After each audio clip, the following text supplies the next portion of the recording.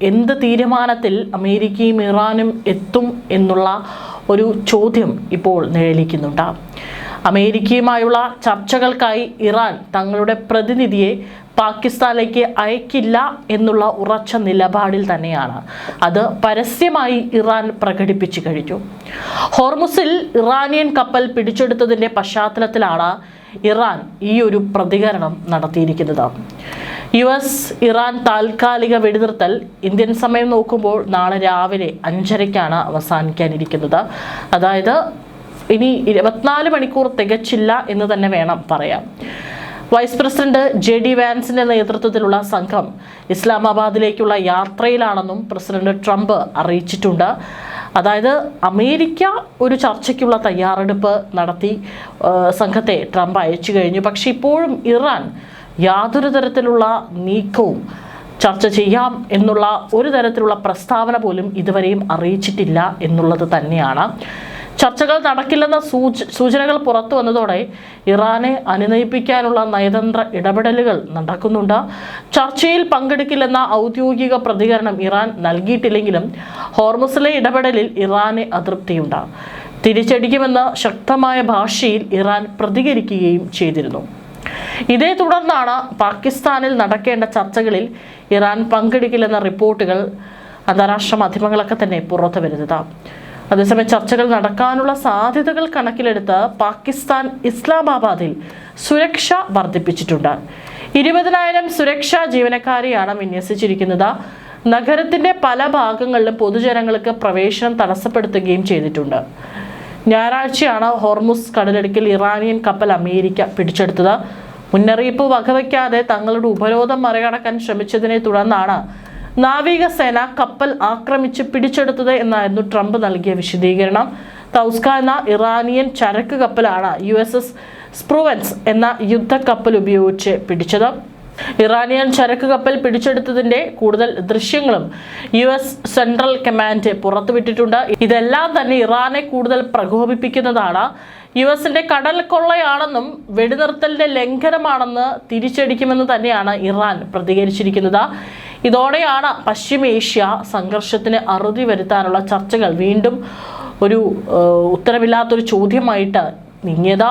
ഇറാനുമായുള്ള യുദ്ധത്തിൽ വലിയ വിജയത്തിലേക്ക് നീങ്ങുകയാണെന്നാണ് ഇപ്പോഴും US പ്രസിഡന്റ് ഡൊണാൾഡ് ട്രംപ് വിചാരിച്ചു വെച്ചിരിക്കുന്നത്.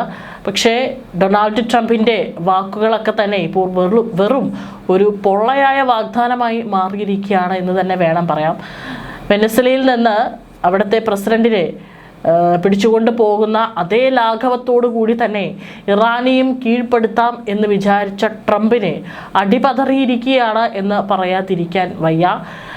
ട്രംപിന് മുന്നിൽ പിടിച്ചു നിൽക്കുന്ന തങ്ങളുടെ ആയുധങ്ങളുടെ പരമാവധി എടുത്തുകൊണ്ട് പോരാടുന്ന ഇറാനെയാണ് പിന്നീട് അങ്ങോട്ട് കണ്ടത്. ഏകദേശം 52 ദിവസങ്ങൾ കഴിഞ്ഞിരിക്കുകയാണ് യുദ്ധം പ്രഖ്യാപിച്ചിട്ട്. ആദ്യം വെറും 4 ദിവസം എന്ന് ഡൊണാൾഡ് ട്രംപ് പറഞ്ഞു, പിന്നീട് അത് 4 ആഴ്ചയായി. പക്ഷേ ഇപ്പോഴും യുദ്ധം അവസാനിക്കാതെ തുടർന്നുകൊണ്ടേ ഇരിക്കുകയാണ് എന്ന് തന്നെ വേണം പറയാം.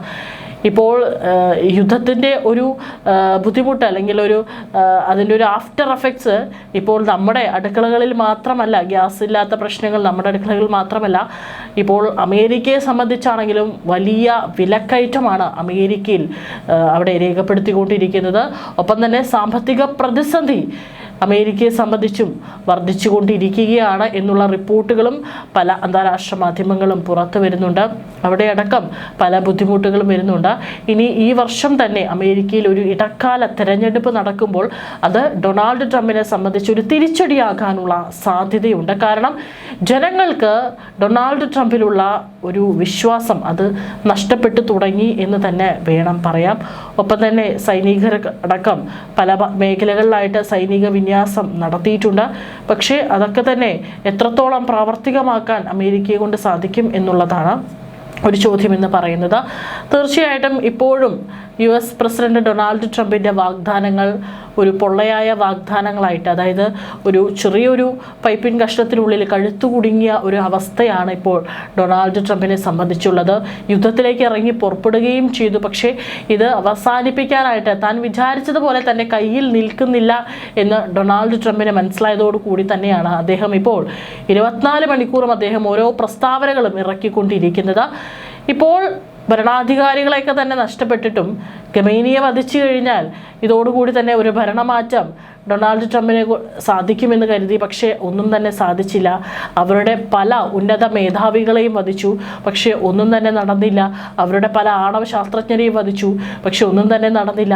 ഇത് തന്നെയാണ് ഇപ്പോഴും അവിടെ കാണാനായിട്ട് സാധിക്കുന്നത്. തീർച്ചയായിട്ടും ഒരു തരത്തിലും അടിയറവ് പറയില്ല എന്ന് തന്നെയാണ്, ഉറച്ച തീരുമാനം തന്നെയാണ് ഇറാൻ എടുത്തിരിക്കുന്നത്.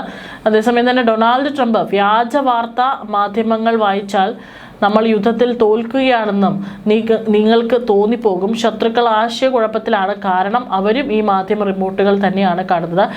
ഏറ്റവും പ്രധാനപ്പെട്ടത് നമ്മുടെ ഉപരോധമാണ്. കരാർ ഉണ്ടാകുന്നത് വരെ ഉപരോധം പിൻവലിക്കില്ല. ഇത് ഇറാനെ പൂർണ്ണമായി നശിപ്പിക്കുകയാണ്.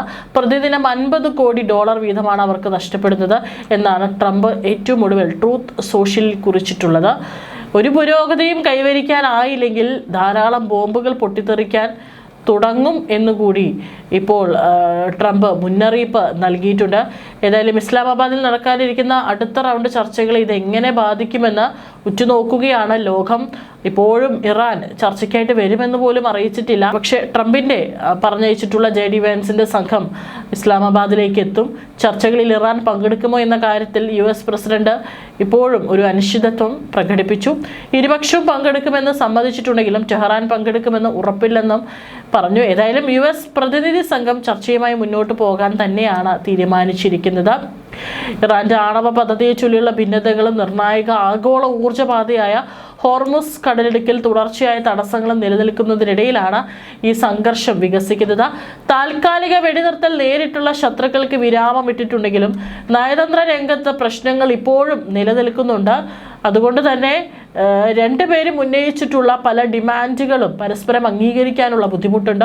ഒപ്പം തന്നെ ഒരു അവിശ്വാസം ഇപ്പോൾ ഇരു രാജ്യങ്ങൾക്കിടയിൽ നിലനിൽക്കുന്നുണ്ട്. അതുകൊണ്ട് തന്നെയാണ് വളരെ വേഗത്തിൽ ഒരു തീരുമാനങ്ങൾക്ക് എടുക്കാനായിട്ട് സാധിക്കാത്തത് എന്ന് തന്നെയാണ് റിപ്പോർട്ടുകൾ സൂചിപ്പിക്കുന്നത്. ചർച്ചകൾക്കായി American vice president JD Vance, പ്രത്യേക പ്രതിനിധികളായ സ്റ്റീവ് വിറ്റ്കോഫ്, ജാരഡ് കുഷ്നർ എന്നിവർ ഇസ്ലാമാബാദിൽ എത്തുമെന്നാണ് സൂചന.